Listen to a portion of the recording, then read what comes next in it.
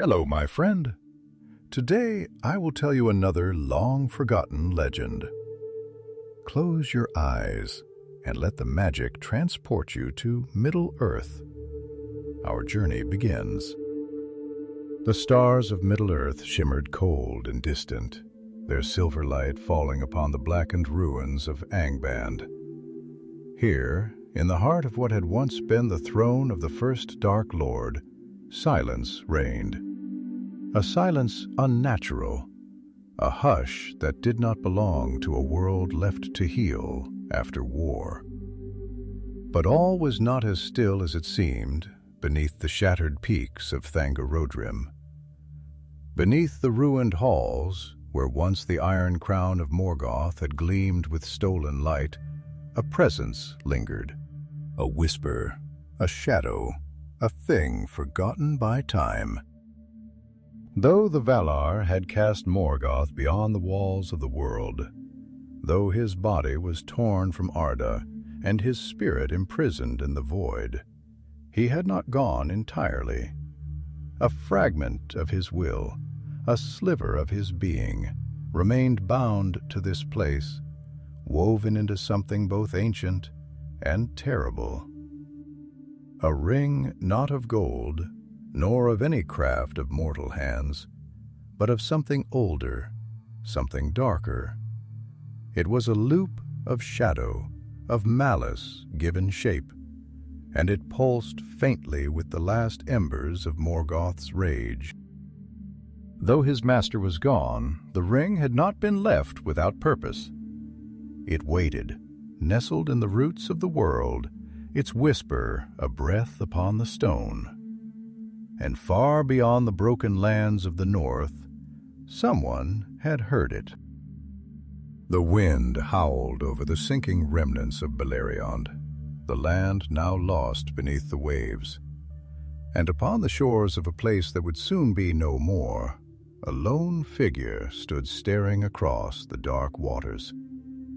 His name was Maedhros, last son of Fëanor, and in his weary hands he clutched a broken sword. He had long since lost the right to call himself a king, and he bore no crown upon his head. His garments, once woven with the pride of the Noldor, were worn thin by years of exile and war. His right hand, severed long ago in torment, was but an empty ghost at his side. His left still clenched his weapon, as though it might ward off the past itself. For Maedhros had lived too long in the shadow of his father's oath.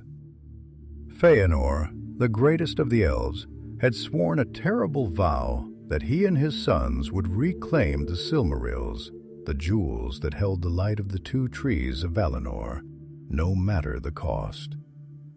They had pursued them through fire, through war, through ruin, until only he remained.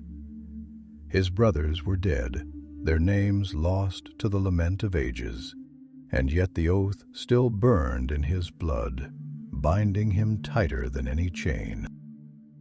Always beyond his grasp, it had been wrested from Morgoth's iron crown in the final days of the war, yet it had not come into his hands. It had passed beyond his reach, beyond the reach of all who would claim it.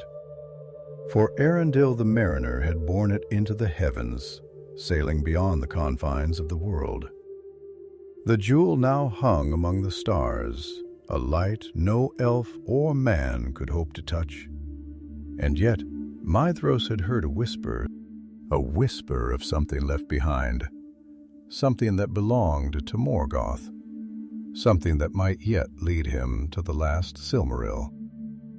The thought was poison, and he knew it. He knew it as surely as he knew the doom that had followed his house, the curse that had swallowed his kin one by one. He knew it as he had known his own reflection in the still waters of the pools of Himring before they too were swallowed by ruin. And yet, he could not turn away, for if there was even the smallest hope, even the barest chance that he might fulfill the oath before the end, how could he refuse? The waves crashed upon the shore, and Maedhros closed his eyes. He was tired beyond the weariness of mere flesh. He had seen too many battles, too much sorrow. The burden of the years pressed upon him like the weight of the mountains. And yet he turned, his mind made. He would seek the ruins of Angband. He would descend into the darkness once more. And if he found what he sought, if the whispers proved true, then perhaps he could finally be free. But even as he made his choice, far away in the eastern lands, another had already begun his own search. Sauron, once Morgoth's most trusted servant, had not perished in the breaking of Angband. He had fled, slipping from the sight of the Valar like a shadow that lingers even after the fire has died. He had cast aside his monstrous form, taken upon himself a new guise, one fair and pleasing to the eyes of those who might serve him in days to come. He was no longer the lord of werewolves, no longer the master of the pits of torment. No, he was something new, something unseen, something that could slip into the world unnoticed. And he too had heard the whisper. He too had felt the pull of something left behind. Unlike Maedhros, Sauron did not seek freedom. He did not seek redemption, nor did he chase the last embers of a dying oath. He sought power. He sought what Morgoth had left undone. The Dark Lord had fallen, but his will had not been entirely destroyed. No, it had been scattered like embers upon the wind. And Sauron had spent long years gathering those embers, rekindling the fire that had once burned so brightly in the heart of Middle-earth. And if the whisper was true, if there was something left, something Morgoth had hidden, something that might grant dominion over the world once more, then he would claim it. For he was Sauron, and he had no master now. The road to Angband would be long, and the ruins treacherous. The world had not yet fully buried its memory of the Dark Lord, and the scars of the War of Wrath remained upon the land. But both Maedhros and Sauron were undeterred. One sought to end an oath, one sought to begin an empire. And in the heart of the ruins, something ancient and waiting stirred. For the ring had known patience beyond reckoning. It had waited through the long years of silence. It had waited as the world changed, as mountains fell, as oceans rose. It had waited for hands to take it, for voices to speak its name. And now, at last, it would wait no longer. The winds that swept across the ruins of Beleriand were heavy with salt and sorrow, and the voice of the sea was ceaseless in its lament. The land, which had once been a place of beauty, of forests gilded by the golden light of Laurelin's memory, of rivers that had once sung to the stars, was now but a ghost of its former self. The waves lapped hungrily at the broken shores, clawing away at what little remained, swallowing the last stones of a kingdom long perished. The sky, painted in bruised hues of violet and ash, mirrored the turmoil within Maedhros's heart. And as he stood there, gazing over the edge of the world, the past stretched out before him like a road that could never be walked again. Of war, with the cries of his brothers who were lost in the battle. No, it howled with the echoes of war, with the cries of his brothers who had fallen one by one, swallowed by the fire of their father's oath.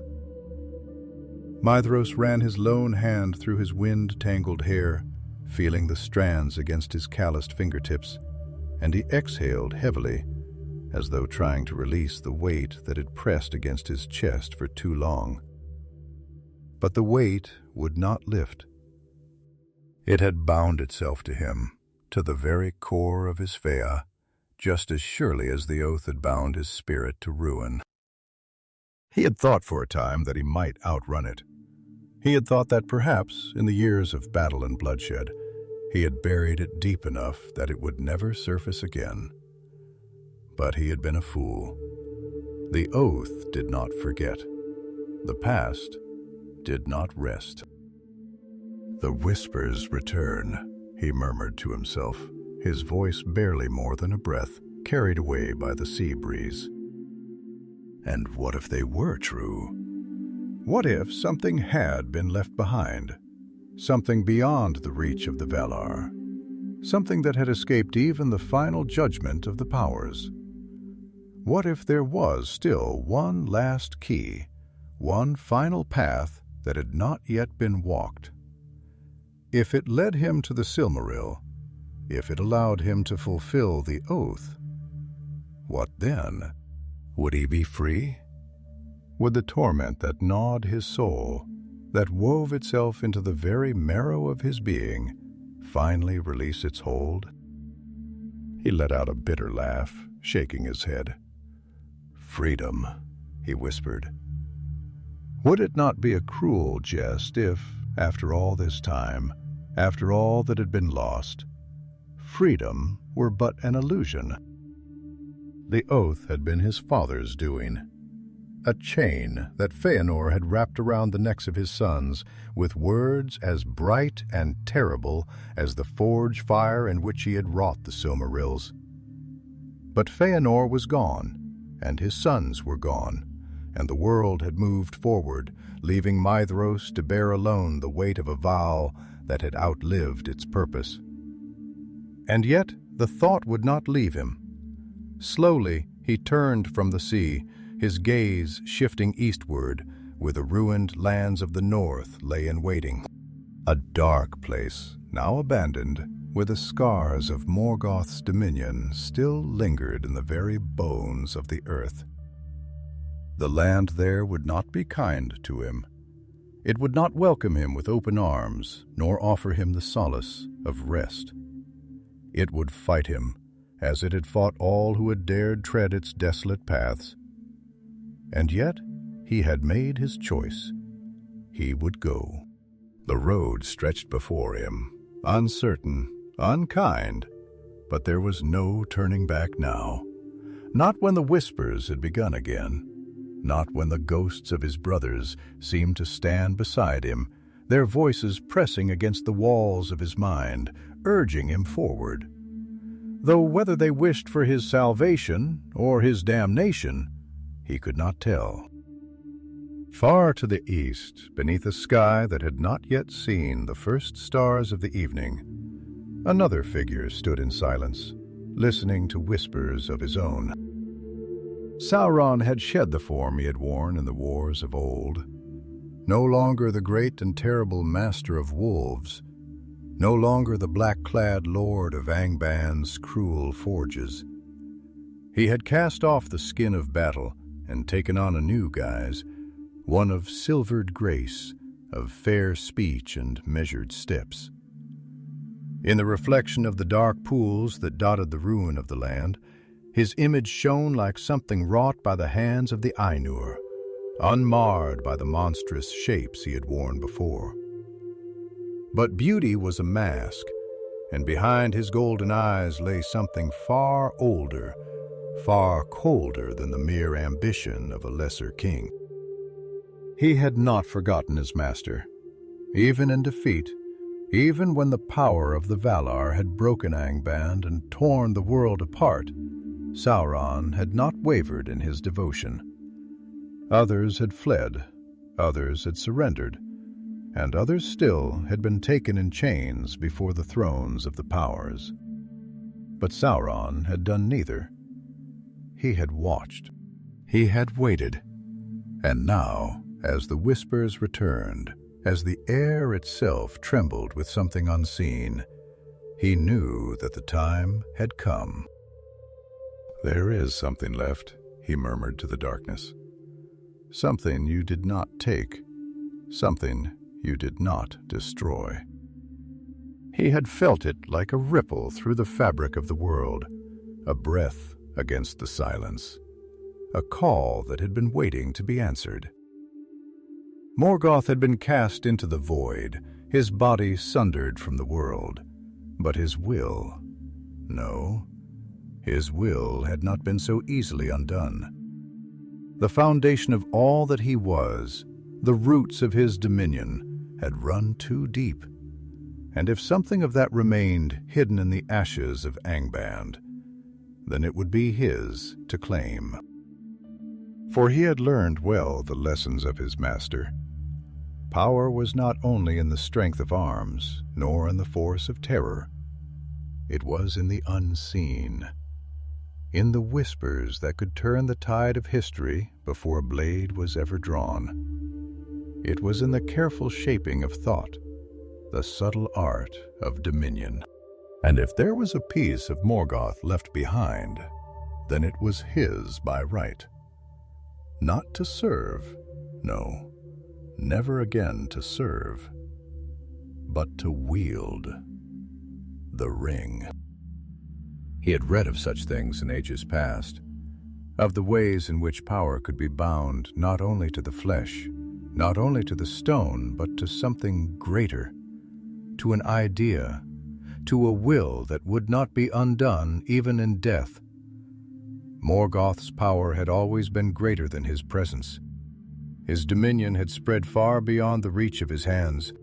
If a piece of that remained, if it could be claimed, if it could be shaped anew. Sauron smiled, a slow, thoughtful curve of his lips. It was time to return to the ruins of Angband, time to seek out the last remnants of the first Dark Lord, time to take for himself the power that had been left behind. And so, across the wide expanse of Middle-earth, two paths began to converge, one driven by the ghost of an oath, the other by the shadow of ambition. And in the heart of a land where no light had ever truly pierced, something waited, something that had never stopped waiting. The land of the north was a graveyard of memory, where the echoes of war lingered not in sound, but in the very marrow of the earth. The remnants of Angband, the fortress of Morgoth, lay buried beneath the ruin of ages, its bones sunken into the earth like the ribs of some great beast whose breath had long since fled.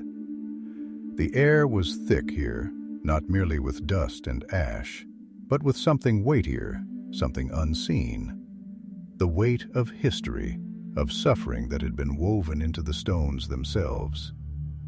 The wind that passed over these desolate lands did not whisper with the voices of birds, nor carry the scent of life, but only the dry bitterness of a place where darkness had ruled for too long, where the very fabric of the world had been burned and scarred beyond healing. Maedhros had known such places before. He had walked them in the ruin of Himring, in the broken lands where the fires of war had scorched away the beauty of Arda's youth. But here, where once the Dark Lord had held dominion, where the breath of the First Age still clung stubbornly to the silence, it was different. It was not merely a battlefield. It was a wound that had never closed, a gash in the flesh of Middle-earth that no time nor power could ever truly mend. Places such as these, one must always be. Places such as these, one must always be ready. His thoughts moved slower than his steps, heavy with the weight of what had come before, with the specters that walked beside him unseen. For how could he take a step in this world and not feel the presence of his brothers, of the oath that bound them still, though their bodies had long since turned to dust? It was not only ghosts he carried, but regrets and the unrelenting knowledge that every choice, every road he had taken, had led him here, alone, beneath a sky that had forgotten the warmth of light. He exhaled slowly, his breath visible in the cold that clung to the stones like a veil of death. The mountains loomed ahead, jagged as the teeth of a beast, and beyond them lay the ruins of Angband, buried beneath the weight of its own collapse. It had been thought by many that nothing remained, that the breaking of the world had swallowed it entirely. But Maedhros knew better. He had spent too long listening to the whispers of things others did not hear, to the echoes of a past that did not rest as it should. And if there was something left, if there was even the faintest trace of Morgoth's power still lingering in the bones of that place, then he would find it. And yet a question gnawed at him, an uncertainty that had no name, no shape. If he found it, if the whispers proved true, what then? Would it be salvation, or simply another chain? He had sought for so long to free himself from the oath, to see its end written not in more blood, but in something final, something that would close the wound forever. And yet he had learned long ago that such endings did not exist. The land answered him only with its silence. Far away, beneath a different sky, Sauron stood in the shadows of the mountains, his golden eyes watching the land before him as though he could see through the rock itself, as though his vision was not bound to the world of flesh and stone, but something deeper, something woven into the fabric of Arda itself. He did not move with haste, for haste was the tool of those who feared time, and he did not. Time had been his ally, his weapon, his servant. He had waited through the ruin of ages, through the fall of empires, through the shifting of the world itself, and he would wait again, if need be.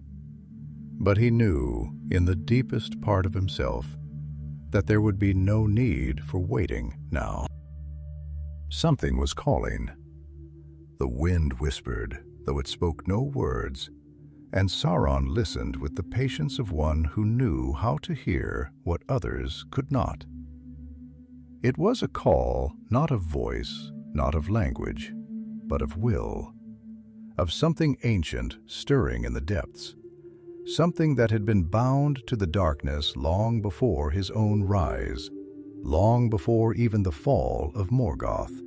And he had learned long ago that power did not die. It only slept, waiting for the right hand to claim it. He smiled then, though there was no mirth in it, only the sharp edge of knowledge, of certainty. "You thought yourself rid of him," he murmured to the empty air, his voice low, almost amused. "But even you, who cast him into the void, must know that a shadow so great cannot be so easily undone." The Valar, in their arrogance, had believed that they had unmade Morgoth, that they had stripped him from the world entirely. But Sauron, who had stood in his presence, who had seen the depths of his master's will, knew better. Morgoth had poured himself into the world, into the very matter of Arda, into every stone, every breath of wind, every tremor beneath the earth. The Valar had torn him from his throne, but they had not erased him. No, they had merely scattered him, left behind fragments that even now, even after all the ages of the world, had not been wholly silenced. And in the ruins of Angband, beneath the blackened stone, one such fragment remained. Sauron turned his gaze eastward, his thoughts stretching beyond sight, beyond distance, searching. He could feel it, faint but growing stronger. A pulse in the fabric of the world, a whisper that only those who had once walked in the shadow of the great enemy could truly hear. But he was not alone in hearing it. He frowned, the barest flicker of irritation crossing his otherwise composed face. There was another presence moving toward the ruins, familiar. "Ah, so you still walk this world, son of Fëanor," Sauron murmured, his voice laced with something like curiosity, something almost resembling amusement. "Have you not yet learned? Have you not yet understood?" He had watched the sons of Fëanor once, had studied them, measured their strengths and their weaknesses, their fire and their folly. And Maedhros had always been the most dangerous, not for his strength alone, nor for his skill in battle, but for his mind, for the will that had not broken even in torment, even in loss. But he was still bound by his oath. Sauron smiled again, slow, knowing. A chain was a chain, whether it was bound by iron or by words. And Morgoth had always known how to forge chains. The wind shifted, carrying with it the scent of the coming storm, and Sauron closed his eyes, inhaling deeply. There was power in storms, in the chaos of their making, in the way they reshaped the land, in the way they came as an inevitability that no hand, no kingdom, no force of men or elves or Valar could stop. And this was a storm long in the making. Soon the past and the present would meet, and the world would tremble again. The northern lands lay under a sky without warmth, where the wind moved in restless circles, twisting the air into whispers that spoke only to the stones, to the ruins, to the places where no living voice had echoed in long ages. The ground here was a thing of scars, blackened by the wounds of a war that had shaped the fate of the world, a landscape carved by battle and fire. And yet, for all its silence, it was not truly dead. Beneath the ruin, beneath the crumbling bones of Angband, something endured, a presence that did not fade, a shadow that had been cast too deep into the fabric of Arda to be undone by time alone.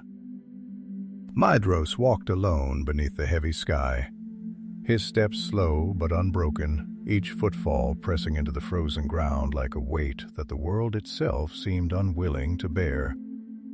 The land stretched before him in barren expanse.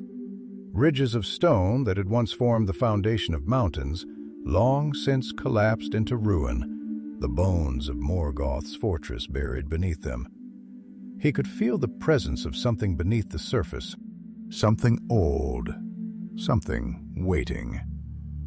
It was not a sound, not a scent, not even a sight, but a weight, a pressure in the air, as though the land itself had not yet released its last breath, as though the wounds of the First Age had not truly healed, but had instead been sealed over, festering beneath the skin of the earth. His cloak was heavy upon his shoulders, the fabric stiff with frost, and his lone hand tightened around the hilt of his sword. Though he knew that no blade, not even one forged in the great forges of the Noldor, would be of use against the kind of presence that lingered here. It was not a creature of flesh that awaited him, not a foe that could be slain by steel or fire. No, it was something more insidious, more dangerous. It was a whisper, a thought, a promise. It was the remnants of a will that had not entirely passed from the world. He knew the voice of the Dark Lord. He had heard it before in the halls of torment, where his spirit had nearly been broken, where his body had been hung in suffering, where his will had been tested and his soul had not wavered. But there had been something else beneath Morgoth's voice, something deeper, something that had not come from the master of Angband himself, but from the thing that had created him, a darkness older than even the Valar, a hunger that had given birth to destruction, a force that did not fade with time. Was that what he felt now? His breath was slow and measured, each exhale curling into the cold like a wraith that refused to dissipate. He had spent centuries in pursuit of a single purpose, the oath. A chain that bound him beyond death, a weight upon his spirit that had never lessened, no matter how many battles he had fought, no matter how many of his kin had fallen beneath the burden of their father's words. And now, as he stood upon the threshold of a darkness that should have been buried, he felt the whisper of that chain tighten, as though the world itself were drawing him forward, as though the path had been laid before him not by his own choice, but by the inexorable pull of fate itself. He laughed then, though the sound was bitter, without mirth, a dry breath of something that had once been the echo of joy, long since withered into something else. "Tell me," he murmured, speaking to the silence, to the cold, to the unseen presence that he knew lingered beneath the stone. "Tell me, Morgoth Baugler, what remains of you in this world? What has survived your ruin? Does your will still fester in the bones of the land? Does your shadow yet reach beyond the walls of the void?" There was no answer, and yet he felt it still, the weight of something unseen pressing against the edges of his mind. A whisper that did not form words, only sensation. It was not Morgoth that answered him, for Morgoth was gone, cast into the blackness beyond the stars. But something had remained. Something had not let go. Far from the ruins of Angband, upon the dark slopes where the mountains rose like jagged teeth against the sky, Sauron stood unmoving. His golden eyes half-lidded, his expression one of thought, of calculation. He did not breathe as mortals did, his form no longer bound to the constraints of flesh as it once had been. He had taken upon himself a shape of beauty, of silvered grace. But beneath it, his nature had not changed. He was still what he had always been, will and purpose forged into form. The wind whispered against him, though it did not touch him, as though the air itself recoiled from his presence. He stood with the patience of one who had outlived empires, one who had seen the rise and fall of kings, the breaking of worlds. He had waited through the ruin of ages, and he could wait longer still, if need be. But now he felt the shifting of something long buried, something that had remained unseen, untouched for too many years. He had known that something had been left behind. He had known that Morgoth had not truly been erased, no matter how the Valar had wished to believe it. Power did not vanish. It did not cease to exist simply because hands had sought to banish it. It lingered. It reshaped itself. It awaited. And now it called. His lips curved into a smile, though there was no joy in it, only the sharp edge of knowing. "You thought yourself master of the world," he murmured, his voice soft, barely more than breath, as though he spoke to the very essence of his long-vanished master. "But you did not understand what you truly were. You thought to rule through fear, through force, through dominion over flesh and stone. But power is not in the breaking of kingdoms, nor in the forging of thrones. It is in the shaping of the mind, in the bending of thought, in the quiet whisper that turns the will of others without their knowing. You did not see it, but I did." His fingers brushed lightly over the hilt of the dagger at his side, though he did not draw it. It was not a weapon he needed. It was merely a reminder. "You thought your war was won with armies," he continued, his voice a whisper upon the wind. "But the greatest victories are won in silence, where no blood is spilled, where no blade is drawn. You build fortresses of iron, but I—" He paused, his golden eyes narrowing slightly, as though he saw something beyond sight. "I shall build fortresses of thought, of will, of obedience." He exhaled slowly, turning his gaze toward the distant horizon, toward the place where Angband had once stood, where something still lingered beneath the ruin. "And now I shall claim what you left behind." The air shivered around him. The world had begun to tremble, and somewhere beneath the bones of the past, something stirred. The sky above the ruins of Angband was a vast and empty expanse, colorless in the pale breath of dusk, where neither sun nor stars could find their way through the heavy, brooding clouds that stretched like an iron shroud across the heavens. There was no warmth here, no kindness in the wind that swept across the broken plains.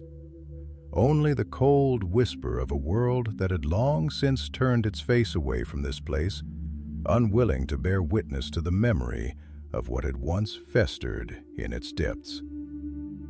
The land, cracked and scarred from ages of torment, had not yet healed, nor had it forgotten.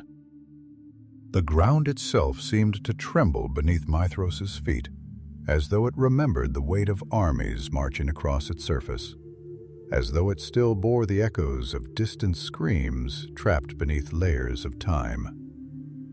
He moved slowly, his lone hand clenched at his side, his breath steady but heavy, a weary rhythm that had long since become a part of him, a remnant of all the years he had spent carrying a burden that could not be put down. He had walked too far, seen too much, endured too many lifetimes of sorrow to let his body falter now. But the weight of what lay ahead pressed against his spirit as surely as the wind pressed against his flesh. He had thought himself numb to fear, to doubt, to the hesitations that once plagued him in his youth. But here, in this desolate place, where even the stones seemed to whisper of things that should not be disturbed, he felt something close to it. Not fear, not quite, but something deeper, something colder. He knew this feeling well. It was the sensation of standing upon the threshold of a choice that could not be undone, and the land itself seemed to know it too. The mountains rose before him like the broken ribs of a dying beast. Their peaks jagged and sharp against the darkening sky, their foundations buried deep in the bones of the world, where the remnants of Morgoth's great fortress still lay, forgotten by most, but never truly gone. The entrance had long since collapsed, swallowed by the ruin of the War of Wrath, and yet Maedhros could feel something beneath the surface, something vast and unseen, pressing against the fabric of the world like a presence that had never truly left. He had followed the whispers here, had let them guide his steps across a land where no living thing dared linger. But now, standing before the ruins of Angband, he could not ignore the weight of what it meant. He was not the only one who had come. Somewhere far away, yet drawing closer, he could feel another presence moving toward the same destination, a shadow upon the edge of his thoughts, a mind that had once bent itself to the will of the same master who had cast this place into darkness. Sauron. He exhaled slowly, tilting his head upward as he gazed into the deepening gloom, his thoughts unraveling like a thread stretched too thin. "Morgoth is gone," he murmured, speaking not to himself nor to the silence, but to the thing that lingered beneath the stone. The world has moved on without him. The Valar cast him from Arda. The land was broken. The wars have ended. His dominion is no more. He paused, letting his words settle in the empty air before he spoke it again, his voice quieter now, more uncertain. And yet it remains. It lingers. It does not die. Why? The wind answered only with silence. He closed his eyes, breathing deeply, feeling the weight of the oath coil around him like a serpent that had never truly loosened its grip. He had followed this path in search of an end, in search of something that might bring him freedom. But had he only found another chain? What was it that called to him from beneath the ruin? A promise? A curse? A voice stirred in the back of his mind, quiet but persistent. The voice of his father, of Fëanor, burning with the fire of conviction that had never once faltered, nor ever once broken, even in death. "You are bound to it," the voice whispered. "You cannot escape it. The Silmarils are your purpose, your fate. If you turn from this path, you turn from the only thing that has ever given meaning to your suffering." He opened his eyes again, staring at the darkness ahead. "And if the suffering was for nothing?" he whispered back. The silence that followed was deafening. Sauron stood upon the ridge of the distant hills, his gaze fixed upon the same broken mountains, his golden eyes narrowed with the sharp precision of one who saw not only the world as it was, but as it had been, and as it could be. He did not move quickly, nor did he let the cold touch him, for such things no longer mattered to him, not as they once had. He had learned long ago that to be bound by the needs of the body was to be weak, to be vulnerable to the passage of time. He had shed such limitations, had crafted himself into something greater, something that did not age, did not falter, did not break beneath the weight of suffering. But here, in this place, even he felt the presence of something older than himself, something vast and buried deep, woven into the very foundation of the world itself. "You cannot erase what was made in the beginning," he murmured to the wind, his voice low, thoughtful, almost amused. "You may cast it down, may scatter it, may break it apart until only fragments remain. But the fragments endure, and, given time, they will take shape again."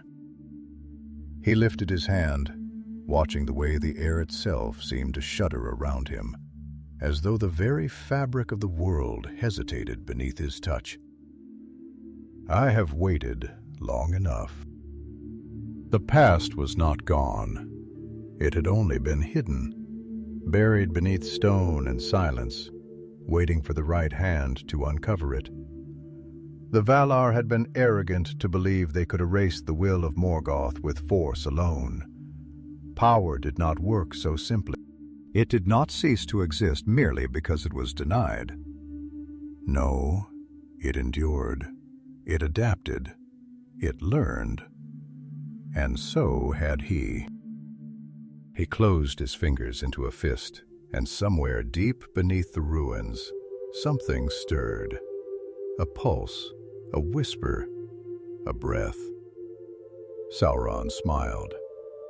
"It is time."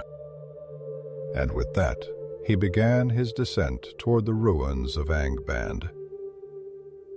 The past was no longer content to sleep, and neither was he. The air around the ruins of Angband was thick with silence, but it was not the silence of peace nor of rest. It was a silence weighted by the remnants of things long buried, by echoes that had not faded, by shadows that had never fully fled. It was the kind of silence that did not simply fill the empty spaces of a forgotten place, but which clung to it, as if the very bones of the land still bore the weight of what had once transpired here. The sky above was vast and empty, neither day nor night fully claiming it, as if even the heavens hesitated to cast their gaze upon this forsaken place. The stars, distant and cold, remained veiled behind the heavy, shifting clouds, their light no longer reaching these lands where darkness had once ruled, and perhaps in some quiet way, still did.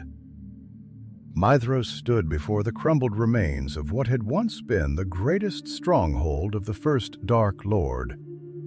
His lone hand curled into a fist at his side, his breath slow, steady, though his spirit roiled within him like the tides beneath a storm. He had always known that his path would lead him here, though he had not spoken of it, not even to himself. The oath had never forgotten, nor forgiven. It had never allowed him rest, had never loosened its grip upon his soul, not even in the long years when he had tried to silence its voice. But now, at last, he was here, away by time, nor buried beneath the broken stones of Morgoth's fallen kingdom. It was not simply the whisper of a past that refused to be forgotten. It was something more, something alive. For a long while, he did not move, did not speak, only listened, his senses stretching outward, his thoughts unraveling, seeking. The wind carried no words, but it was not empty. There was something beneath it, beneath the stillness, beneath the bones of this place. A presence that did not sleep, though it had been waiting for an age. And it was waiting for him.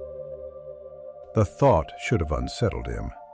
It should have drawn a shadow of unease across his heart, should have stirred within him the warning that had been burned into his spirit in the long years of war and loss. But instead, there was only a quiet certainty, a knowing that had no explanation, only inevitability. Whatever was buried here, whatever had been left behind, it had been calling to him long before he had set foot upon this path. He exhaled slowly, his breath visible in the cold, curling like smoke against the air. And finally he spoke, not to himself, nor to the wind, nor even to the ghosts that had followed him through the long years of his journey, but to the thing that waited beneath. "I have come," he said, his voice low, steady, though it carried within it the weight of something deeper, something unspoken.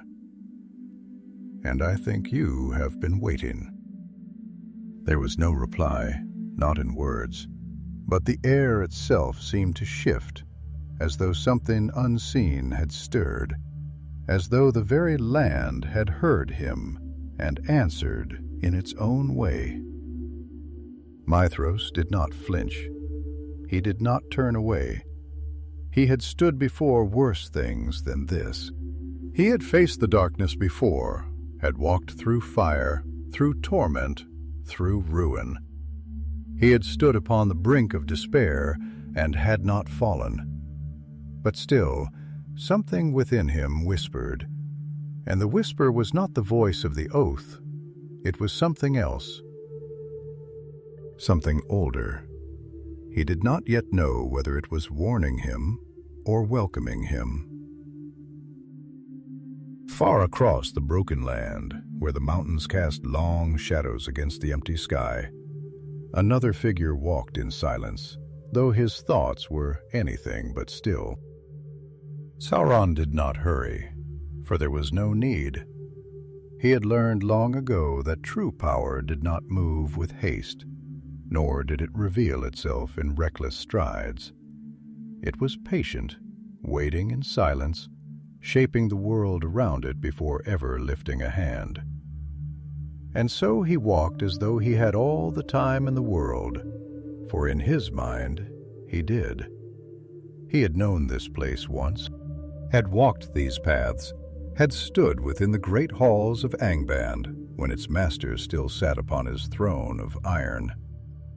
He had seen the forging of its power, had watched as Morgoth's will was woven into the very foundation of the fortress, into the stone, into the air, into the breath of every creature that had ever served him.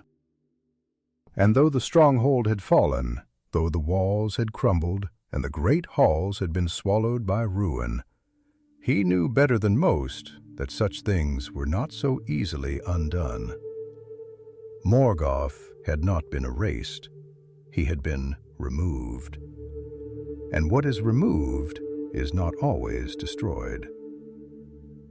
The Valar, in their arrogance, had believed that they had purged the world of his presence, had cast him beyond the walls of the world, beyond time itself. But power did not vanish simply because it was cast into the dark. No, it remained. In pieces, in fragments, waiting for a hand that knew how to reclaim it. Sauron had always known how to reclaim power, and now he would claim this. The wind stirred around him, but he did not shiver. The cold did not touch him, nor did the weight of the land press upon him as it might have upon others. He was not bound to the world in the way that mortals were. He was a thing of will, of purpose, and where he walked, the land did not simply bear witness, it obeyed.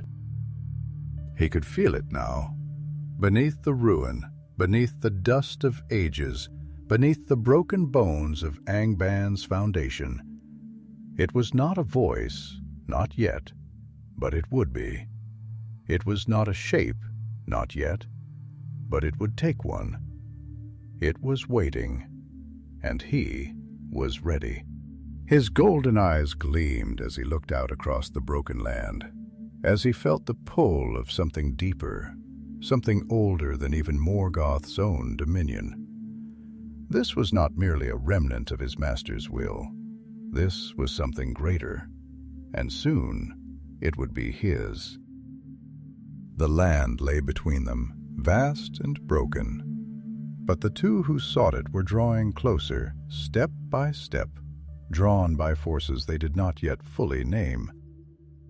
Maedhros, bound by an oath that had never released him, seeking an end he did not yet understand. Sauron, bound by nothing but his own will, seeking a beginning that only he could shape.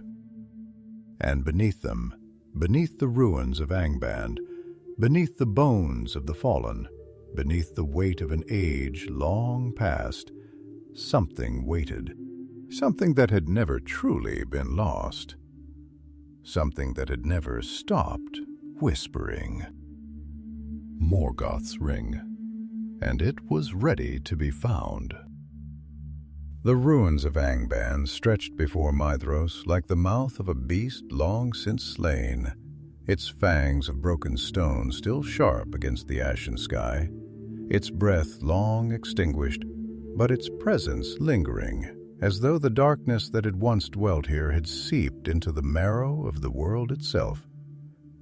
The air was thick, not with mist nor with dust, but with something more intangible, something woven into the fabric of this place, a memory that refused to fade, a shadow of malice that no power had been strong enough to erase.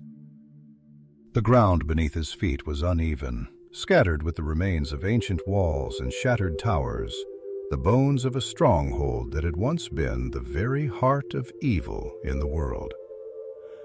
The weight of ages pressed upon these stones, and though the battle had ended long ago, the silence here did not feel like peace. It felt like waiting. The wind that stirred through the desolation was thin and cold, carrying no scent of life, no whisper of growth, only the hollow breath of a place abandoned by the living, but never truly empty. The sky above, a vast expanse of shifting gray, seemed to mirror the thoughts that swirled within him. Thoughts that had no true shape, only the heavy certainty of something inevitable drawing near. He had walked too long with ghosts, had carried the weight of the past upon his shoulders until it had become indistinguishable from himself. And yet, as he stood now upon the threshold of this broken citadel, he felt something stir within him that was neither the oath nor the burden of his long years of sorrow. It was something quieter, something colder. Doubt. He had not allowed himself to name it before, for doubt was a luxury he had cast aside long ago. The oath had demanded certainty, had demanded action, had demanded the sacrifice of all things, brotherhood, honor, peace, love, until there was nothing left in him but the will to see it fulfilled. But now, with the ruins of Morgoth's kingdom spread before him, with the air thick with something unseen, something that whispered but did not yet speak, he could not ignore the quiet voice that whispered within him. The voice that asked the question he had refused to hear for centuries. What if it was never meant to end? What if there was no escape? No final moment of resolution, no victory, no absolution. What if the oath had been a circle from the very beginning, a noose that tightened not with action, but with time, until the last son of Fëanor stood upon the threshold of the past and realized that he had never truly left it. He exhaled slowly, the breath visible in the cold air, and after a long moment he spoke, not to himself, nor to the land, nor even to the oath that still bound him, but to the thing that waited beneath the ruin. "Tell me," he said, his voice low, steady, but touched with something that had not been there before, something that was not anger, nor determination, nor even fear, but the quiet weight of understanding. "What is left of you?" And though there was no voice that answered, no sound that broke the silence, he knew. He knew that something had heard him. Sauron moved through the broken landscape with the ease of one who had long since ceased to feel the weight of the world beneath his feet. His steps measured, unhurried, each movement deliberate, as though he did not walk upon the land so much as passed through it, untouched, unmarked.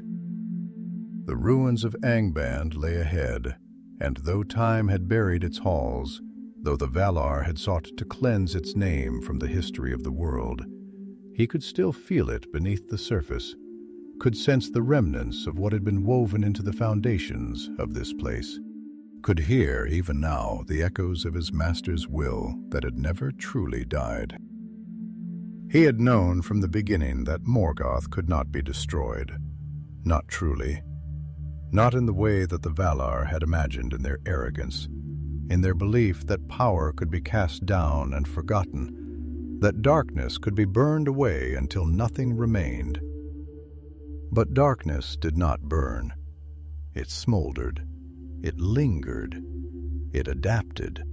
And though Morgoth had been banished, though his form had been torn from the world and cast into the void, Sauron knew that the will of his master had not been undone. It had only been waiting.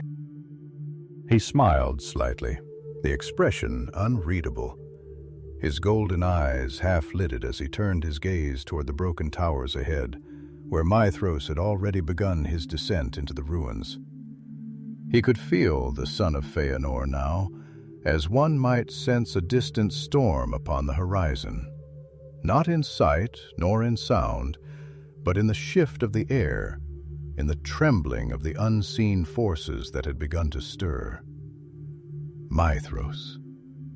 For all the ages that had passed, for all the kings that had risen and fallen, for all the names that had faded into dust, Sauron still remembered him. He remembered the fire of his eyes in battle, the fury that had burned in him even after his body had been broken, even after his torment in Morgoth's halls, even after the ruin of his brothers, of his house, of all that he had once called his own. And more than that, he remembered the oath. It was not simply a vow of words. It was a chain, a binding that had been forged not in the halls of the Noldor, not by the lips of Fëanor alone, but in something deeper, something older, something that had been waiting long before the first stone of Angband had been laid. The Silmarils had been the cause, but they had never been the true prize. No, it had always been the will that bound them.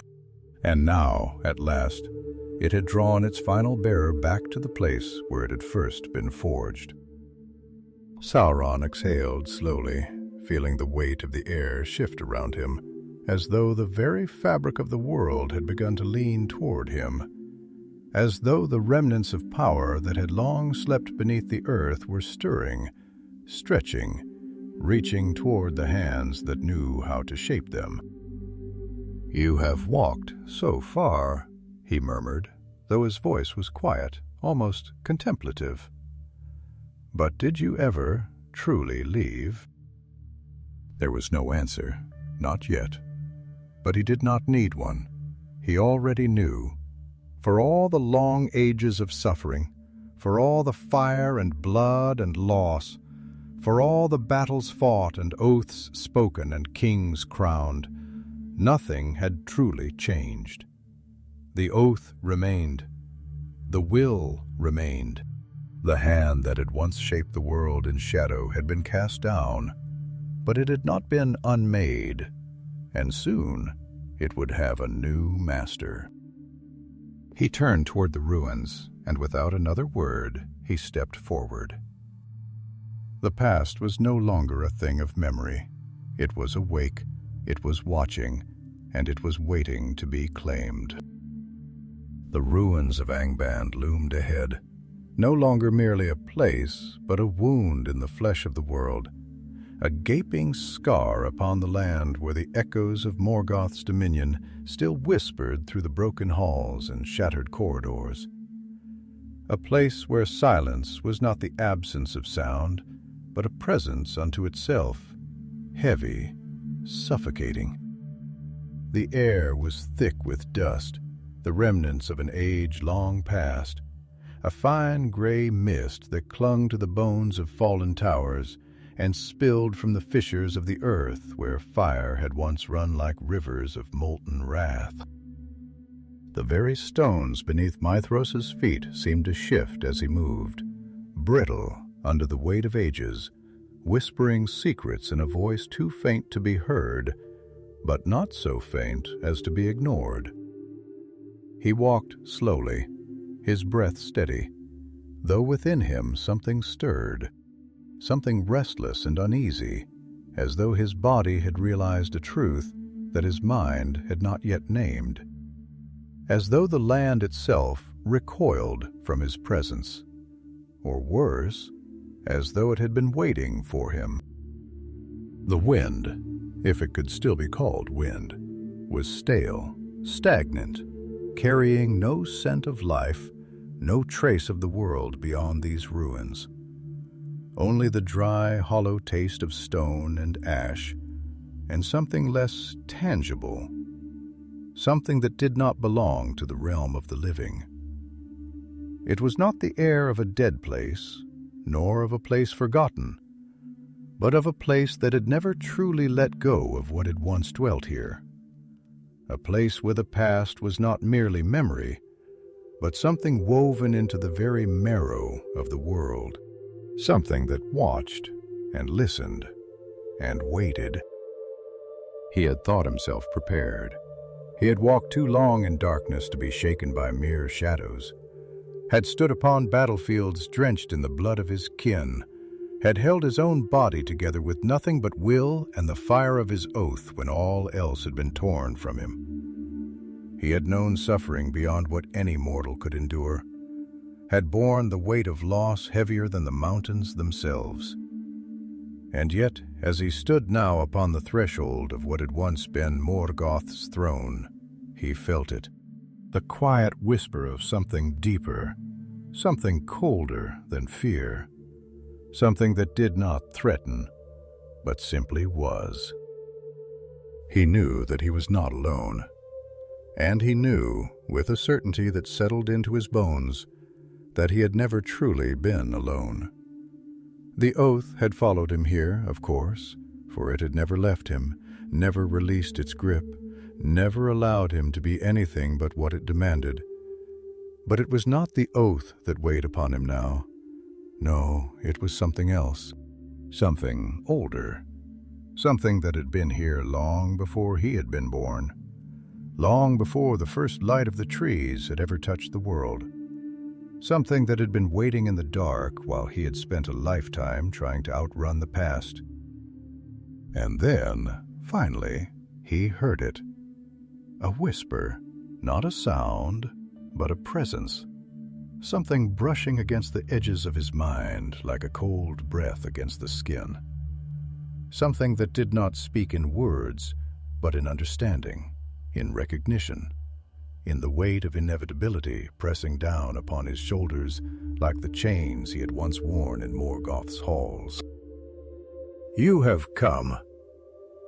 The voice, if it could be called a voice, was not a thing of sound, but of will, of presence, an echo from a place beyond speech, beyond the world of flesh and time. It did not ask, it did not wonder, it simply knew. Maedhros did not flinch, did not step back, did not reach for his sword. For he knew, in that moment, that such things were meaningless here. This was not a foe that could be slain, nor a shadow that could be cast aside by the light of a blade. This was something deeper, something vast, something that had not merely lingered, but had endured, waiting beneath the weight of stone in silence, untouched by time, untouched by the ruin of empires, untouched even by the breaking of its master. "You knew I would." His voice was steady, but there was something in it, something quieter than defiance, something that was not yet surrender, but which understood that surrender had never truly been a choice. A silence stretched between them, though it was not true silence, for the weight of the presence that filled the air was deafening in its own way. "You were bound before you ever spoke the words," the presence murmured, its whisper curling through his thoughts like smoke through empty halls. "Before your father laid his hand upon the Silmarils, before his forge burned with the fire of his pride, before you ever held a blade or spoke a vow, you were already mine." Maedhros inhaled sharply, though he did not speak, did not deny, for there was no denial to be made. He had known on some level that this was always the truth, had known that the oath had been more than words, that it had been a chain forged not merely in fire, but in something deeper, in something that had existed long before his father had ever set foot upon the shores of Valinor. "I do not belong to you," he said finally, though even as he spoke the words he knew they were not wholly true. The presence stirred, and he felt something shift beneath the earth, felt the weight of unseen things pressing against the edges of his thoughts, like hands reaching through the fabric of the world, fingers brushing against his soul, testing, waiting. "Then why are you here?" The question was not a challenge, nor an accusation. It was simply the truth. He closed his eyes for a moment, feeling the weight of the centuries press down upon him, feeling the ghosts of his brothers at his back, feeling the fire of his father's oath coiling around him like a serpent that had never loosened its grip. He had followed this path, seeking an end, seeking resolution, seeking something that might finally break the chain that had bound him for so long. But what if the oath was not a chain to be broken? What if it was simply truth? "You wish to be free," the presence whispered, softer now, almost gentle. "But you were never meant to be. You were bound before your birth, before your first breath. You have carried the weight of your father's will, but it was never truly his. It has always been mine." Maedhros opened his eyes, and for the first time he felt it. Not fear, not anger, but understanding. The oath had never been his father's alone. It had never been merely the will of Fëanor, nor the fire of a broken house, nor the madness of 7 doomed sons. It had been something older, something that had used them, something that had whispered to Fëanor in the forge, something that had guided his hand when he had spoken those words, something that had waited for this moment, for the last of them to return to the place where it had all begun. He had thought he had been seeking an end, but there was no end. Only the ring, Morgoth's ring. And it had been waiting for him. The air within the ruins of Angband was thick, not merely with the weight of dust, nor with the scent of stone left to crumble beneath the weight of the ages, but with something else, something more insidious, something that did not exist within the realm of the seen or the spoken, but which had made its home within the fabric of the world itself. It was not merely darkness, for darkness could be chased away, could be sundered by light, could be named and known, and therefore resisted. This was something else entirely.